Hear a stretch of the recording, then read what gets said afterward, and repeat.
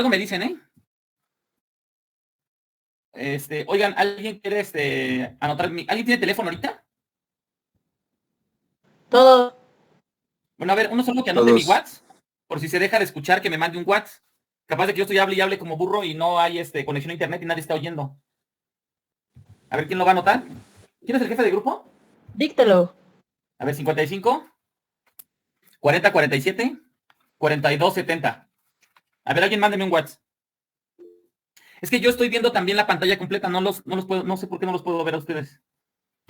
A ver, mándenme un WhatsApp a alguien. Oigan, les tengo una buena noticia, ¿eh? La buena noticia es que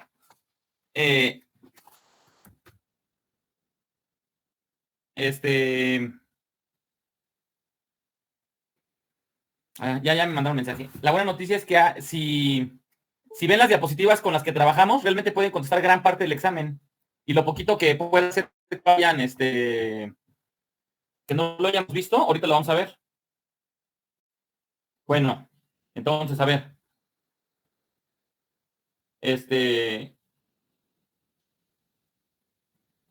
Muy bien. Vamos. El sistema nervioso, fíjense, esta diapositiva yo se las puse. El sistema nervioso se divide en central y periférico. El central es el encéfalo y la médula espinal. El periférico son los nervios craneales, los nervios espinales y los ganglios asociados. ¿Qué les iba a decir? Es que estaba viendo el WhatsApp y me distraje. El sistema nervioso. Que si alguien está grabando. ¿Alguien está grabando? Sí. Sí, doctor. Ok, sale. Ok, el sistema nervioso central, que también se denomina neuroeje, es la parte del sistema nervioso dentro del conducto vertebral y el cráneo. La médula espinal ocupa el conducto vertebral y el encéfalo es la porción del sistema nervioso central que ocupa el cráneo. Está muy fácil, ¿no? Fíjense, aquí esto sí no se los había dado. Unas definiciones. La definición del lemnisco, comisura y cápsula. Miren, los tres son un conjunto de axones. Es donde aquí puede haber la confusión. O sea, tanto lemnisco como comisura y cápsula son conjunto de axones. Solo el lemnisco es un equivalente a un tracto. Es un conjunto de axones con el mismo origen y un mismo fin. Y tienen una disposición aplanada. Por ejemplo, un conjunto de axones que empiecen en el tronco del encéfalo y terminen todos en el tálamo se considera un lemnisco. Y la comisura se parece, pero es un conjunto de axones que conectan un lado con otro del encéfalo, pero no necesariamente todos tienen el mismo origen y el mismo fin. Y la cápsula se parece también porque es un conjunto de axones que unen el tronco del encéfalo con el cerebro, pero que separan los núcleos. Si alguien tiene una duda, puede preguntar, ¿eh? Ahora, ¿qué es un fascículo neuronal? Un fascículo neuronal, miren, se parece a la previa, es como un lemnisco. Es un conjunto de axones que tienen el mismo origen, trayecto, en el sistema nervioso. Por ejemplo, miren, aquí está la circunvolución del círculo. ¿Sí están viendo cómo se ve la punta de flecha del mouse? Sí, doctor. Sí. En la punta de flecha del mouse está celando la circunvolución del cíngulo. Ajá. Eso es un fascículo neuronal. Hay otros fascículos neuronales, pero lo más importante es que entiendan la definición de fascículo y comisura. Ahora, en el examen esto. No tal como dibujo, pero viene, digamos, algo. Por ejemplo, dice tálamo deriva del, y aquí si pueden ver, puede ser diencéfalo o prosencéfalo. Incluso algunas de ustedes la pusieron en su linfografía.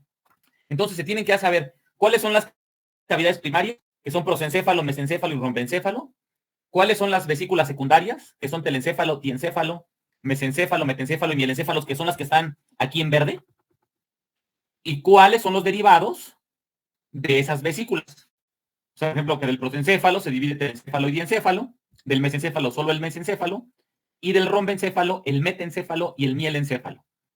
Y obviamente que del telencéfalo dan los hemisferios cerebrales, del diencéfalo el tálamo, del mesencéfalo solo se origina el mesencéfalo, del metencéfalo se origina protuberancia o puente, ¿se acuerdan del puente de Barolio? Y del metencéfalo se origina el cerebelo y del mielencéfalo el bulbo raquídeo. Entonces, por ejemplo, una pregunta del examen podría ser, ¿dónde se origina el bulbo raquídeo? En el mielencéfalo. ¿O dónde se origina el puente? En el encéfalo. ¿Dónde se origina en el encéfalo? O podría ser incluso que dijera en el prosencéfalo, porque el tálamo se origina en el prosencéfalo. Entonces, esta diapositiva la tienen que aprender para el examen. Otra diapositiva que tienen que saber es lo que es una placa neural. La placa neural es un engrosamiento del ectodermo que va a formar el sistema nervioso central. Hay que recordar que se forma durante la tercera semana de gestación y que a los lados de la placa neural están las crestas neurales. Miren, si se dan cuenta, las primeras dos diapositivas, las primeras 4 diapositivas son definiciones. ¿Ah? Las siguientes, esto es parte del tema embriología. O sea, el tema de embriología se tiene que saber esta diapositiva, que son las vesículas cerebrales primarias, secundarias y sus derivados en el adulto. Ah, y recuerden también que el adulto tiene ventrículos cerebrales y que los ventrículos laterales derivan del prosencéfalo a través del teléncefalo, el tercer ventrículo del diencéfalo. El mesencéfalo da la cuenta mesencefálico de Silvio y el rombencéfalo origina el cuarto ventrículo, donde el metencéfalo origina la parte superior y el mielencéfalo la parte inferior. Esto también es de embriología, esta diapositiva de procesos morfogenéticos, cosas de embriología.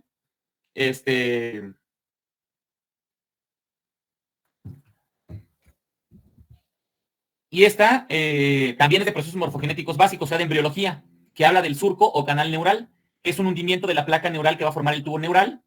Y recuerden que el tubo neural está limitado a los lados por los pliegues neurales que van a formar las crestas neurales. Y algo importante en el examen es qué derivan de estas neurales.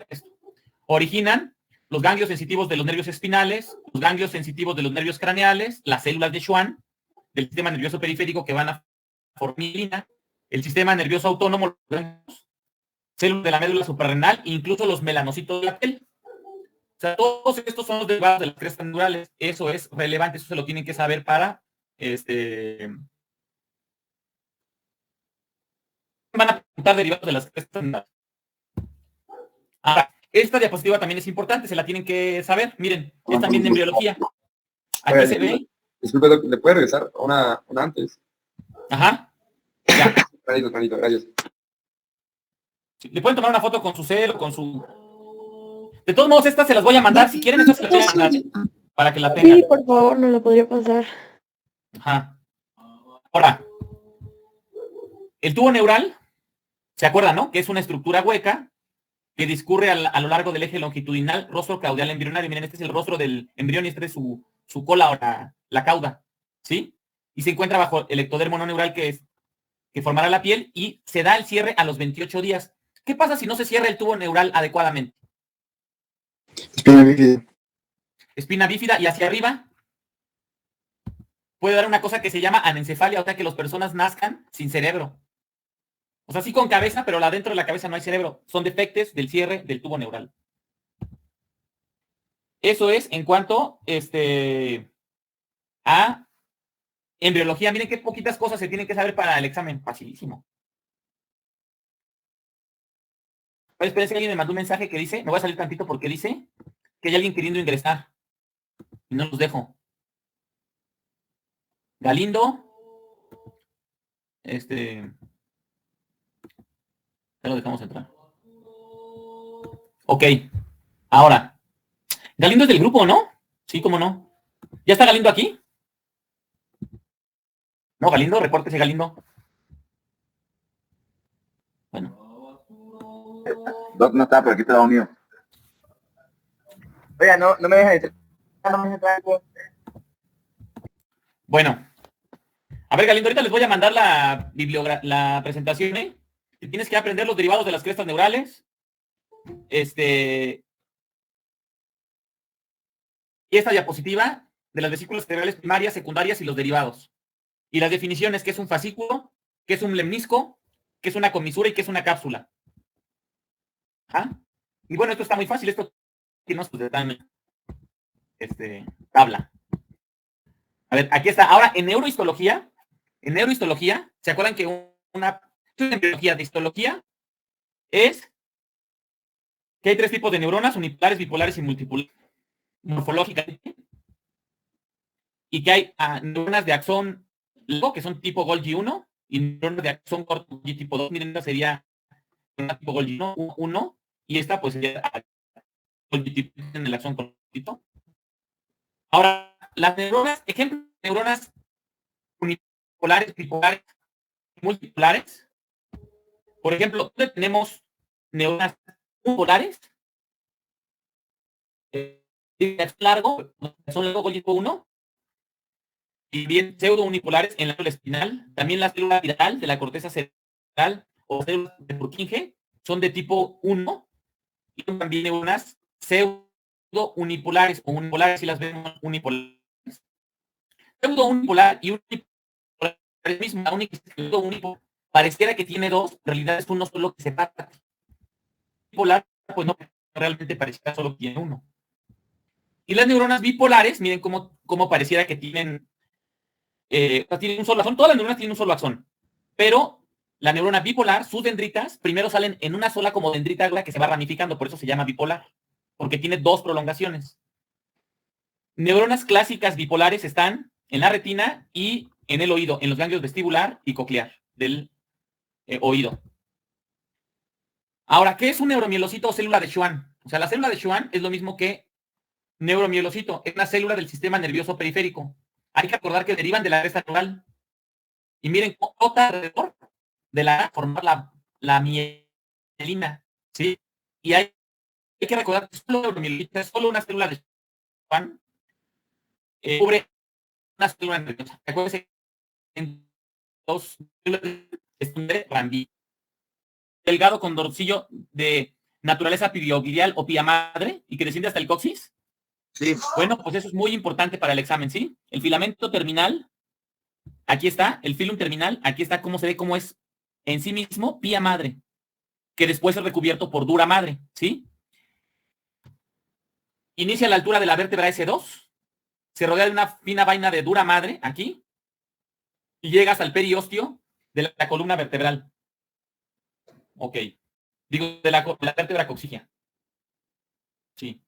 Y miren, también de la médula espinal, su relación con el conducto vertebral, ¿se acuerdan que no lo ocupa en toda su totalidad? ¿De dónde a dónde va la médula espinal? De la articulación atlanto-occipital, o sea, de su unión con el bulbo raquídeo, hasta el borde superior de la vértebra lumbar 2. ¿Sí? Fíjense, esto es muy importante. ¿Cómo el filamento terminal empieza a la altura de la vértebra S2? Es lógico que el espacio subaracnoideo, o sea, este espacio, el espacio subaracnoideo, solo llegue hasta qué vértebra? Hasta la vértebra S2. ¿Sí? Y miren, algo muy importante también es que, como la médula espinal solo llega hasta aquí, miren cómo la médula espinal llega hasta aquí. Por ejemplo, en esta imagen podemos ver cómo, por ejemplo, a nivel de T12, aquí está T12, empiezan los nervios lumbares. O sea, en T12 empiezan los nervios lumbares y el nervio coxígeo empieza aquí a nivel de las sacras 1. Miren, digo, de hecho el nervio coxígeo empieza hasta acá arriba, hasta las lumbares 1. Entonces miren cómo los segmentos medulares L4 y L5 se relacionan con la vértebra T12. Pero eso no pasa en estado embrionario, porque en estado embrionario, fíjense qué cosa tan interesante, en estado embrionario, cada nervio espinal se relacionaría con la vértebra inmediatamente enfrente de él. O sea, en estado embrionario, el primer nervio sacro se relacionaría con la sacra 1. No sé si me voy a entender. En estado embrionario, la lumbar 1 se relaciona con la vértebra L1. El nervio T12 se relaciona con la vértebra T12. Pero en estado adulto no, en estado adulto se van elevando, como aquí lo dijo. Ahora, cono medular. ¿Qué es el cono medular? Es el extremo caudal de la médula espinal. El extremo caudal de la médula espinal no es ni el filamento terminal, ni es la caudequina. El extremo caudal de la médula espinal es el cono medular. Ahora, hay que recordar la longitud de la médula espinal. En el adulto mexicano promedio, 40-45 centímetros, que es un largo cordón cilíndrico, aplastado en sentido anteroposterior y está adaptado a las curvas de la columna vertebral. Ahora, esto es muy importante, esto viene en el examen, se lo dije en la clase y se lo repito. A nivel cervical, los nervios espinales toman el nombre de la vértebra por debajo de ella. Es decir, el nervio espinal C1 tiene abajo a la vértebra C1. El nervio espinal C2 tiene abajo a la vértebra C2. Y así todos para abajo. Espérense, creo que alguien quiere entrar. ¿Lo dejamos o ya lo dejamos fuera? Ya está. Ahí está. Oigan, ¿por qué Danilo se salió?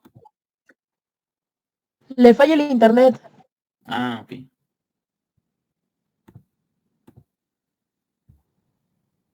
Miren. Miren. ¿Cómo a nivel cervical? Si le dicen, ¿Por dónde sale el nervio cervical C6? Es entre la vértebra cervical C5 y la vértebra cervical C6. O por arriba de la vértebra C6 o por abajo de la vértebra C5. Ah, no, perdón. Ah, no, sí, tal cual. Perfecto. Ahora, de las vértebras cervicales hacia abajo es al revés. O sea, acuérdense. No, miren, para que no se hagan bolas, solo apréndanse la primera. El nervio espinal C1 sale arriba de la vértebra C1. Eso es todo lo que tienen que saber. Porque el nervio espinal C6 sale arriba de la vértebra C6 o abajo de la vértebra C5. Y de torácico para adelante es al revés. El nervio torácico T1 sale abajo de T1, de la vértebra T1. Es decir, entre T1 y T2. Es decir, a nivel cervical toman el nombre de la vértebra situada por debajo de la salida del nervio. Y a nivel torácico toman el nombre de la vértebra situada por encima de la salida del nervio. ¿Sí? O sea, los nervios espinales. O sea, lo más importante que sé de otra manera es, el nervio espinal C1 sale arriba de la vértebra C1. Y así todos los cervicales. El nervio torácico T1 sale abajo de la vértebra T1.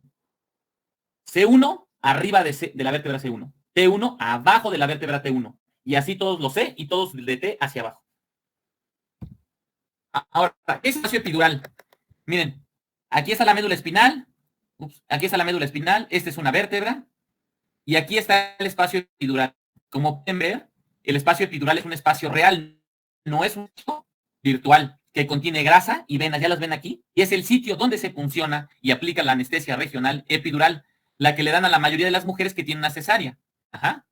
Se les da anestesia epidural en el espacio epidural que contiene venas y grasa. No es un espacio virtual, es un espacio real. Ok. Otra cosa importante del espacio epidural es que el espacio epidural está fuera de las meninges. El espacio epidural está entre las meninges y el hueso. Si el espacio epidural en realidad no estás perforando las meninges, estás perforando el periósteo de la columna vertebral, pero en las meninges en sí no, porque le estás poniendo arriba de la primera meninge. Ok. Ahora, respecto de la configuración interna de la médula espinal, miren, esto es, cada tema ahí va dándose. Miren esto, el espacio epidural, nervios espinales, médula espinal, cono medular, la relación de las nervios raquídeos con las vértebras, lo que es el filamento terminal. Esto es el tema de médula espinal, configuración externa. Las previas son de sinapsis, del tema que también les di de sinapsis, que son las características de las sinapsis químicas y las características de las sinapsis eléctricas. O sea, cuál es unidireccional, cuál es bidireccional, cuál se relaciona con uniones gap, cuál es relacionada con neuromoduladores. Esto es de histología, miren, las células de Schwann. Ajá, esto es de histología. Entonces ahora vamos a ¿cuál tema? Al tema de configuración interna de la médula espinal. Así está en las diapositivas que les mandé. Ahora, médula espinal, configuración interna, que es lo de los núcleos y los fascículos que vimos de las últimas clases. Ahora, acuérdense que las neuronas, hay dos tipos de neuronas, radiculares y sensitivas. Las neuronas radiculares que están en el asta anterior y en el asta un poco lateral son eferentes, salen por las raíces anteriores para inervar los efectores somáticos. ¿Cuáles son los efectores somáticos? Obviamente el músculo y las glándulas.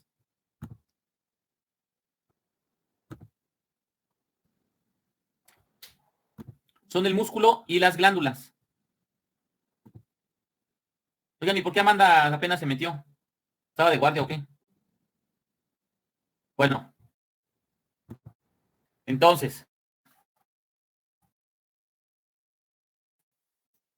Y las neuronas radiculares son de dos tipos, motoneuronas y vegetativas. Las motoneuronas inervan los efectores somáticos como músculos, pero conscientes, o sea, como los de la mano. Y las vegetativas, los músculos, sí, pero inconscientes, como lo del intestino. Y miren, esto es importante. También lo vieron en histología. Las motoneuronas altas son de mayor tamaño, inervan las fibras extrafusales, ajá, y son responsables de la contracción muscular. Esto lo explicó muy bien Leonardo en la clase. Lo de contracción isovolumétrica, isotónica, que lo dan las neuronas, ¿quién? Gamma, que son intrafusales, inervan usos neuromusculares y son la recepción sensorial muscular y son responsables del tono muscular. ¿Se acuerdan? Hicimos esta, creo que fue con Pineda, con Montserrat, que le estábamos tratando de mover la mano y le decíamos, la dura para no movértela. obviamente ahí cuál está activando las fibras motoneuronas gamma, porque son las responsables del turno muscular, de la recepción sensorial muscular. ¿Cómo se llama la recepción sensorial muscular? Propioceptiva. Ajá. Y son las intrafusales. Y las extrafusales son las que permitirían mover la mano como tal. Ahora, los cordones de la médula espinal, ¿se acuerdan que hay un cordón posterior o dorsal, un cordón lateral y un cordón anterior? ¿Cuál es el que se divide en estrato medial y profundo? El lateral, ¿se acuerdan? Y esta imagen, miren, se los dije en la clase y se lo repito. Esta imagen es importante. Esta. ¿Cuáles son los cordones posteriores? Gracil y cuneiforme. ¿Cuáles son los cordones laterales? Estos. Ah, bueno, acuérdense, el lateral se divide en dos, superficial y profundo. ¿Cuáles son los superficiales? Espino cerebeloso posterior, espino cerebeloso anterior. Estrato profundo, espino cerebeloso lateral.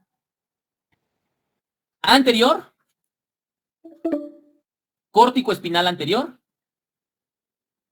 y córtico espinal, aquí está, lateral. Entonces los tractos córtico espinales, que son para movimiento, están en el parte anterior y lateral de la medial. En el posterior, los posteriores o fases posteriores, como los desgracil y cuneiforme, son principalmente sensitivos.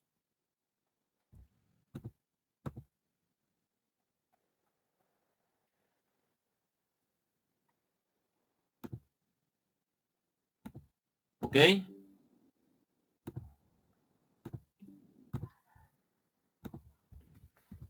Ahora, el tracto espino olivar, ¿dónde está? Por ejemplo. A ver, gracil y cuneiforme posterior. Los espinos cerebelosos laterales superficiales. Espino talámico lateral. Y los tractos córtico espinales anterior y lateral. Ah, y el tracto espino olivar que solo está en los segmentos cervicales de la médula. Ahora, esto es importante. Esto ya es del tronco del encéfalo. Lo anterior fue de médula espinal configuración interna. Ahora vamos a tronco del encéfalo.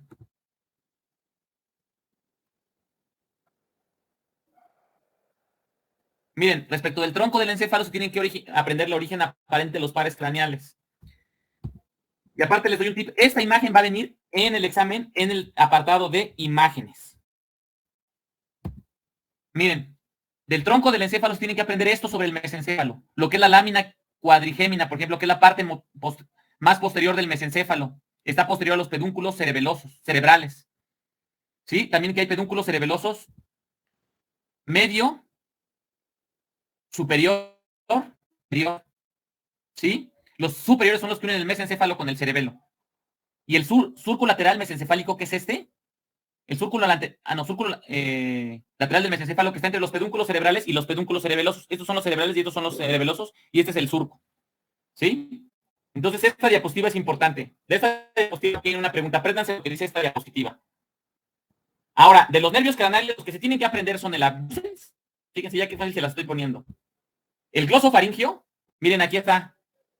El glosofaringio, aquí está, miren, que es el 11º par craneal, que son varias raicillas en la parte alta del súrculo póstero lateral de la oliva. Miren, aquí está la oliva vulvar, aquí en el surco póstero lateral están varias raicillas, está abajo del 8º par craneal, tiene funciones motoras, sensitivas y parasimpáticas. Eso es importante. El glosofaringio es motor sensitivo parasimpático y aparte es el nervio que inerva la glándula parótida, por ejemplo.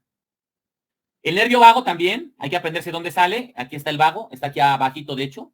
También está en el surco póstero lateral del bulbo, inmediatamente por debajo del glosofaringio.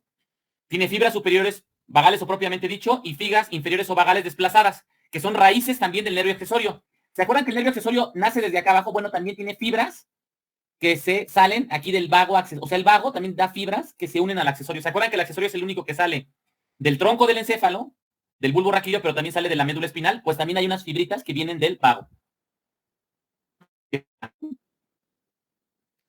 Y también se tiene que aprender que las neuronas, motoneuronas laterales de la lámina 9. Miren, ¿se acuerdan de los núcleos que le explicamos que está el central?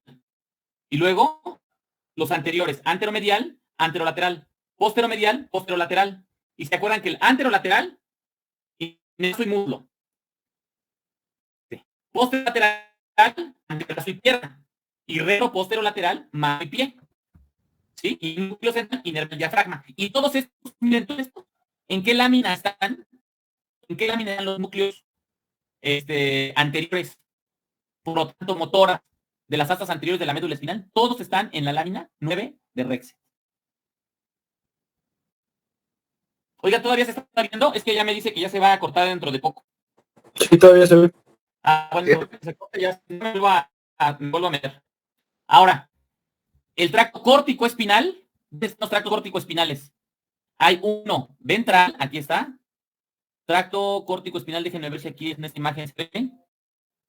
Aquí está, tracto córtico espinal anterior y también hay un tracto córtico espinal lateral. Los tractos córtico espinales están en las asas anteriores y laterales de la médula espinal, pero no en las posteriores. Son motoneuronas. Miren, aquí está, tracto córtico espinal ventral y tracto córtico espinal lateral. Son motores muy minimizados y minúsculos. El núcleo ventral, ya lo vimos varias veces. Aquí en la punta de las astas posteriores, lámina 1 de Rexed, vértice del asta posterior, ¿sí? Son los tractos espinotalámicos y son termoalgesia. Son neuronas coronales sensitivas, ¿sí? Que reciben axones de las neuronas de los ganglios espinales. La sustancia gelatinosa de Ronaldo viene en el examen, es la lámina 2 de Rexed. Son interneuronas de axón corto, por lo tanto son de Golgi tipo 2. Son estímulos de troncos extremidades y modulan el dolor, ¿se acuerdan? El núcleo propio del asta posterior, que son las tres Rexed, son interneuronas. ¿Ok? Ahora, esto es de conformación. Miren, de conformación interna viene el núcleo propio del asta posterior, el núcleo marginal de Waldeyer, y algunos tractos. Porque esto que está aquí, de esto es del tronco del encéfalo. El 5 par, el 9º par, el 6º par y el tronco del encéfalo. ¿Vieron? Estas 4 diapositivas son las diapositivas del tronco del encéfalo. Tiene también potencial de acción. Las preguntas de potencial de acción están regaladas, la verdad. Las tienen que tener bien porque aparte lo vieron en fisiología. Son, ¿qué es el periodo refractario absoluto? Que también, aquí viene se da el potencial de acción y el periodo refractario absoluto es cuando ningún estímulo es capaz de volver a causar un impulso nervioso. Y un periodo refractario relativo es un corto periodo de tiempo donde sí puede un estímulo causar un impulso nervioso. Y acuérdense que en la membrana en reposo, la membrana está polarizada, el interior es negativo y la diferencia es de menos 80 milivoltios. Y la despolarización se da cuando se abren los canales dependientes de sodio. Se produce el potencial de acción, es breve, 5 milisegundos. Comienza en el segmento inicial del axón, es autopropagante y es lo que se llama el impulso nervioso. O sea, la despolarización del...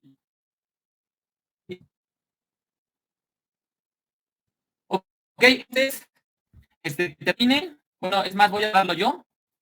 Y voy a verlos a todos otra vez. Les mando el enlace.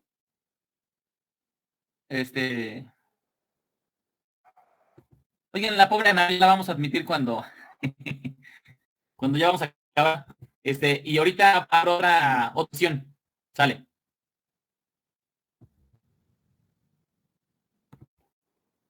Y en el examen viene algo sobre potencial de acción.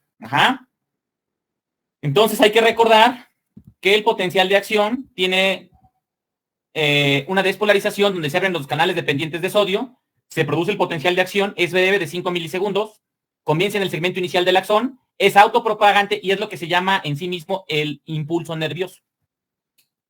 El potencial de membrana de reposo es cuando la membrana está polarizada, el interior es negativo y la diferencia de potencial entre el interior y el exterior es de menos 80 milivoltios. Doctor, sí. ¿Este valor es de qué célula? ¿Cómo que de qué célula?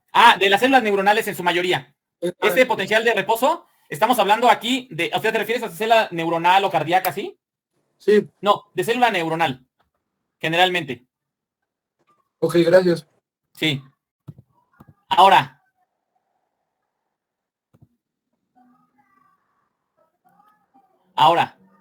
los periodos refractarios. El periodo refractario absoluto es cuando, después de un potencial de acción, ningún estímulo que haya aquí va a poder ser capaz de generar otra propagación del impulso.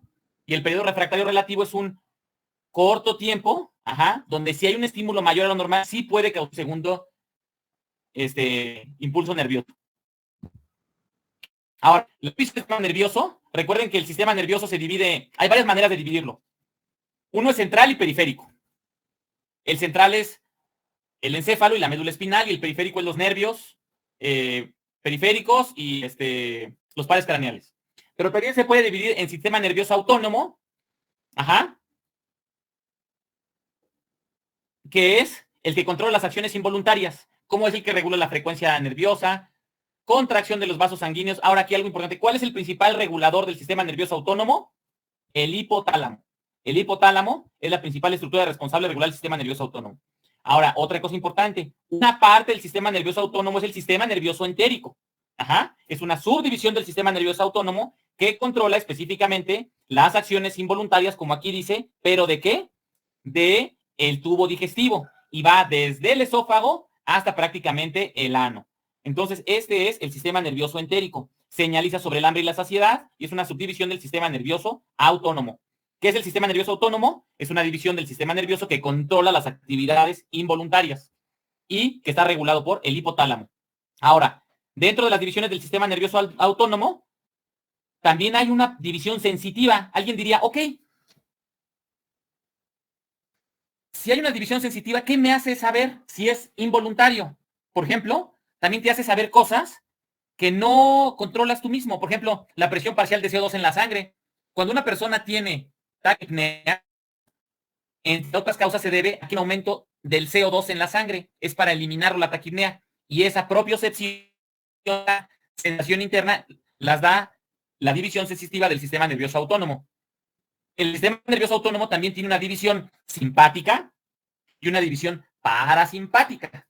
O sea, no sé si se acuerdan de eso. Simpático es de lucha, huida, y parasimpático es descansar, para la digestión. Entonces, la división nerviosa parasimpática del sistema nervioso autónomo se denomina cráneo sacral, porque hay a nivel superior y a nivel de los nervios esplácnicos pélvicos, que tiene fibras preganglionares y las postganglionares. Las fibras preganglionares se ubican en el encéfalo y la médula espinal. Acuérdense que los ganglios son áculos de neuronas fuera, que pueden estar fuera del neuroeje y estarían aquí en las cadenas, fuera del sistema de la médula. Entonces, los preganglionares, los somas, están en la médula espinal. Van a hacer sinapsis con los ganglios parasimpáticos a lo largo del cuerpo, los cuales van a emitir a simpáticos postganglionares. Eso se va a ver mejor aquí en otra imagen que vamos a poner más adelante. También el sistema nervioso autónomo tiene una división simpática, que donde hay una fibra preganglionar corta y con mielina, y una fibra postganglionar larga sin mielina. ¿Sí? Y esta es la división simpática del sistema nervioso autónomo, llega al encéfalo siguiendo el trayecto de las arterias carótidas o carotidias. Y también está el sistema nervioso somático, que no es del autónomo, este es del sistema nervioso periférico y va a llevar información sensitiva de dolor, tacto, presión, temperatura y propiocepción. Fíjense, el sistema nervioso somático no es autónomo, es lo que nos permite mover las manos y es lo que nos permite detectar si colocas la mano en algo caliente. O sea, si tú colocas algo caliente, es sistema nervioso somático, ¿sí? Lleva fibras al cerebro. Y si tú quieres mover la mano, también es sistema nervioso somático. Y el sistema nervioso autónomo, la información que lleva, por ejemplo, la cantidad de CO2 de la sangre. ¿Están de acuerdo que ustedes no dicen, ya siento mucho CO2 en la sangre? No. Por eso es autónomo, división sensitiva. Y tenemos somático, división sensitiva, que lleva la información del dolor, tacto, temperatura. Sí, es como muy lógico. O sea, si tú pones la mano sobre algo caliente, es somático. Si tú tienes mucho CO2 en la sangre, es autónomo. Y el autónomo a su vez se divide en simpático, que es de lucha-huida, y parasimpático. Y el simpático tiene fibras preganglionares, cortas y con mielina, postganglionares, largas y sin mielina. Y llegan al encéfalo siguiendo el trayecto de las arterias carótidas. Ahora, dentro del sistema nervioso, dijimos que había simpático y parasimpático, que son del autónomo. O sea, el sistema nervioso, una manera en la que se divide es central y periférico. Y otra manera en la que se divide es somático, o sea, de lo que nosotros realmente movemos nuestras piernas, y autónomo, que mueve los intestinos. Ajá. Y el autónomo, el que mueve los intestinos, puede ser simpático, que causa taquicardia, o parasimpático, que causa bradicardia. Entonces, fácil. El sistema nervioso se divide en varias maneras. Uno es periférico, otro es somático y autónomo. El somático nos permite mover las manos. El autónomo nos permite mover el intestino y el corazón. Y el autónomo puede ser simpático o parasimpático. El parasimpático se dice que está en el plexo sacro, es parasimpático, ¿ah? Y también aquí el nervio vago, que también es parasimpático, y también en el encéfalo. Ajá. Entonces el sistema nervioso parasimpático está en el encéfalo, en el vago y en los nervios plexo sacro o esplácnicos pélvicos, que innervan el recto, el útero, la vejiga. ¿Ah? Simpático, que inerva el corazón para que taquicardia. Ahora, dentro del sistema nervioso simpático, que es una subdivisión del sistema nervioso autónomo, ajá, acuérdense, sistema nervioso somático y autónomo, autosimpático y parasimpático. Dentro del sistema nervioso simpático está el tronco simpático de la cadena ganglionar. Ajá. ¿Sí? Estos son, miren, cómo son nervios, ganglios que están al lado de la columna vertebral, ganglios simpáticos. Aquí lo más importante de los ganglios es que están los segmentos cervicales, torácicos, lumbares, van desde la base a la médula espinal a través de dos ramos. Esto es importante. El ramo comunicante blanco y el ramo comunicante gris espinal. Aquí dice lateral, pero vamos a suponer que es anterior. ¿Cómo es? Eferente. En las diapositivas que les mandé se lo resumí. Neurona anterior, esto, motor. Eferente. Ajá. Sale la fibra y llega al giro de la cadena simpática. El cambio de la cadena simpática hace un relevo y le va a su efector. ¿Cuál efector? Músculo o una glándula. El lado comunicante blanco, fíjense, miren aquí cómo va. Neurona, asta anterior, sale por las astas anteriores, fibra preganglionar, ¿ah? Tronco simpático, y es el ramo comunicante blanco. Se llama así porque son neuronas, ¿cómo son? Preganglionares. ¿Cuál es el ganglio? Donde está la punta. Entonces, ¿esto qué es? Neurona preganglionar, aquí está. Neurona preganglionar, aquí dicen, ramo comunicante blanco, vean dónde está la punta de la flecha. Ramo comunicante blanco, neurona preganglionar. ¿Qué dice abajo? Van del nervio espinal, este es el nervio espinal, a la cadena simpática, miren. ¿Cuál es la cadena simpática? Esta es la cadena simpática. ¿Sí? Y están principalmente de T1 a L2. Aquí está, miren. Ahora, ramo comunicante gris va de la neurona postganglionar, o sea, aquí está la neurona, de esta neurona, van al órgano diana, ahora sí, por la roja. ¿Sí? Este es el ramo comunicante gris. Y no tiene mielina. Entonces tienen que aprender eso. Ramo comunicante blanco. Preganglionar. El nervio simpática tiene mielina, por lo tanto es blanco. Ramo comunicante gris. Neuronas. Ganglio delgado. Posterolateral. Polo medial, miren, aquí está la médula, entonces este de aquí es medial, donde está la flecha ahorita es medial, por eso es posteromedial, y este es posterolateral. Una sola diapositiva para tener algunas bien en el examen. Apréndanse esta de memoria, traten de entenderla, luego comunicante y comunicante. O sea, los comunicantes están hablando, miren, siempre es importante, vean los títulos. ¿De qué estamos hablando? Del tronco simpático. Vean dónde está la punta de la flecha moviéndose. ¿Qué es el tronco simpático? Tenemos la cadena. ¿Qué es el simpático? Es parte del sistema nervioso autónomo. Ajá. Cadena ganglionar, látero vertebral, o sea, a los lados de la columna de la médula espinal y columna vertebral. Y vamos a hablar de los ramos comunicantes. Uno es blanco porque tiene mielina, el otro es gris porque no tiene mielina. Uno es blanco porque es preganglionar, uno es gris porque es postganglionar, uno es blanco porque es lateral, aquí está, blanco aquí dice, y uno es gris porque es posteromedial. Y finalmente en el examen va a venir esta imagen. No exactamente esta, pero un corte frontal del cerebro. Ustedes tienen que saber cuál es el núcleo lenticular. Ajá. ¿Sí? ¿Cuál es el tálamo? El tálamo que era lo más importante que hacía. ¿Se acuerdan? Lo dijimos arriba. Miren, aquí está también esto, el corte frontal del cerebro. Miren, aquí está. Es lo mismo, miren. Ya vieron, nada más que no sale esta, el otro es sin esto, pero es un corte frontal del cerebro, miren. Busquen, por favor, en su libro, Porrero, espérenme tantito.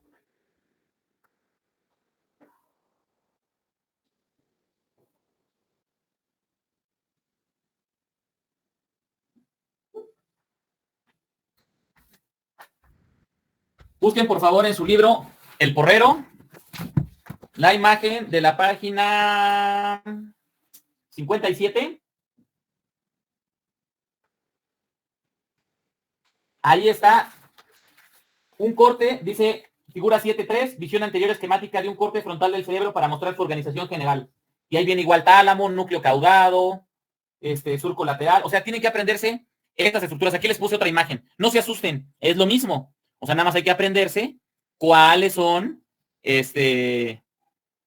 las imágenes que hay que ver. O sea, cuál es el cuerpo calloso, el núcleo lenticular, la cápsula interna, la externa y el claustro. El claustro es importante. Vean dónde está el claustro. Para que los identifiquen y estén en posibilidad de contestar bien la imagen del examen. Y también viene esta imagen. O sea, la imagen que viene es esta. La parte autónoma del sistema nervioso en... ¿se acuerdan que el sistema nervioso se divide en somático y autónomo? El autónomo se divide en simpático y parasimpático. Y miren, aquí también está el ramo comunicante blanco, ramo comunicante gris. Va a venir esta imagen. Entonces, aprendan, por favor, esa imagen. Aquí viene otra vez la imagen. Miren, es esa imagen. Es lo mismo.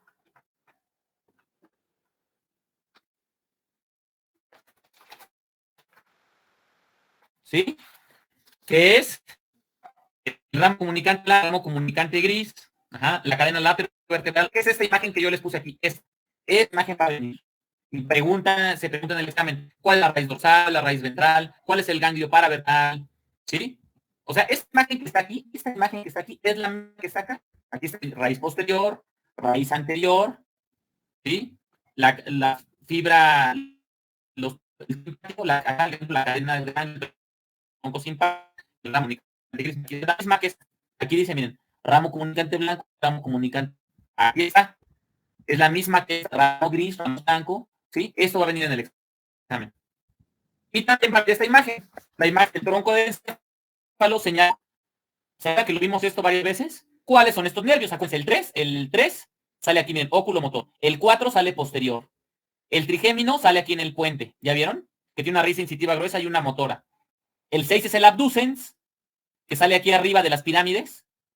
El 7, que también tiene una fibra gruesa y una delgada, solo que es de forma contraria al trigémino. O sea, este origen real, este origen aparente viene señalado en el examen y ustedes lo tienen que saber en las imágenes. Entonces, las tres imágenes que vienen son el bulbo raquídeo y los orígenes de los pares craneales. Esta, que es la cadena simpática de las columnas vertebral, donde tienen que señalar las diversas regiones. Y un corte frontal del céfalo, donde tienen que señalar cuál es el tálamo, cuál es el cuerpo calloso, ¿sí? Cuál es el núcleo caudado, ¿sí? Aquí está el núcleo caudado, aquí está, como miren, aquí está tálamo, núcleo caudado, ¿okay? Y esto realmente no está tan difícil. En esta todo examen, si ustedes aprendieran todas estas diapositivas, tendrían bien. Si acaso, hay una sola que no está ahí. Esto es lo que es, ¿no? Hay una sola que está aquí, pero totalmente nada más es una. O sea, pero todo viene en las diapositivas que les di, específicamente en estas diapositivas. ¿Sí?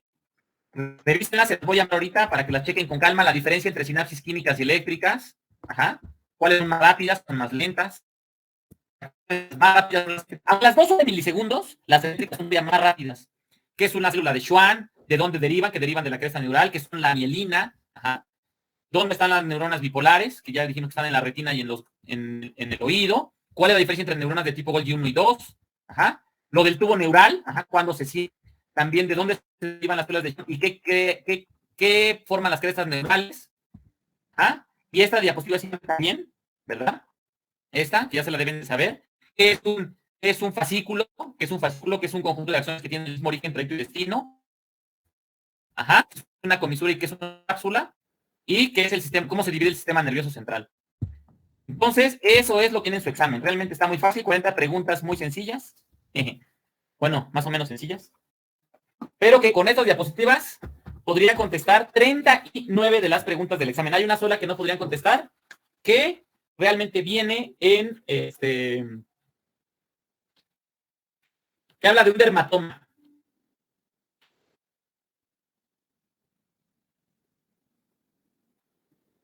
Viene en el capítulo 3 del SNEL, fibras nerviosas e inervación periférica de los dermatomas. Pero realmente yo les recomendaría mejor estudiar estas, porque con estas diapositivas tendrían correctas 39 de 40 preguntas. Muy bien, no sé si tengan alguna duda.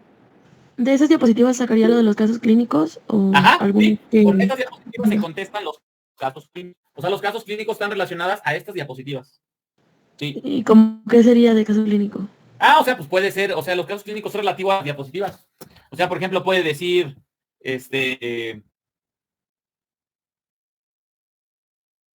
o sea, en los casos clínicos, puede venir así, describe un niño o un adulto que tiene diferentes, de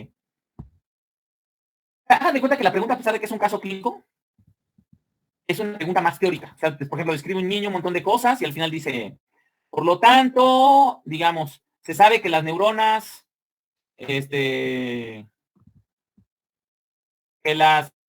la inervación, haz de cuenta aquí, que las sinapsis rápidas son las, y dice eléctricas con respecto a las químicas, ¿no? Entonces o sea, los casos clínicos con diapositivas también se pueden contestar, no hay ningún problema. Muy bien.